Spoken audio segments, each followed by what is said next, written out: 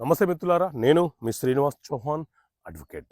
మిత్రులారా, రెండో భార్యకు భర్త యొక్క వారసత్వపు ఆస్తిలో కానీ భర్త యొక్క సొంత ఆస్తిలో కానీ వాటా కోరే హక్కు ఉంటుందా?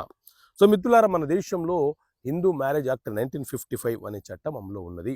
ఈ చట్టం ప్రకారంగా ఒక హిందువు ఒక వివాహం మాత్రమే చేసుకోవాలి. ఒక భార్య బ్రతికి ఉన్నప్పుడు లేకపోతే భార్యకు విడాకులు ఇవ్వకుండా చేసుకునే రెండో మ్యారేజ్ చెల్లుబాటు కాదు, అది చట్టబద్ధమైనటువంటి వివాహం కాదు.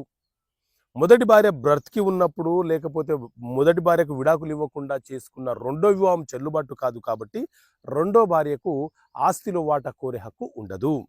భర్త యొక్క సొంత ఆస్తిలో కానీ భర్త యొక్క వారసత్వపు ఆస్తిలో కానీ రెండో భార్యకు ఎలాంటి హక్కులు సంక్రమించబడవు. కానీ రెండో భార్యకు పిల్లలు కనుక జన్మిస్తే మొదటి భార్య పిల్లలతో సమానంగా వారసత్వపు ఆస్తిలో రెండో భార్య పిల్లలు కూడా వాటా కోరుతూ కేసు ఫైల్ చేసే అవకాశాన్ని, అధికారాన్ని కలిగి ఉంటారు.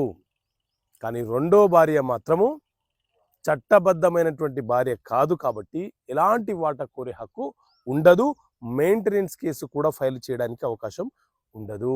సాధారణంగా అయితే 498A DVC మెయింటెనెన్స్ కేసు రెండో భార్య ఫైల్ చేయడానికి అవకాశమే ఉండదు.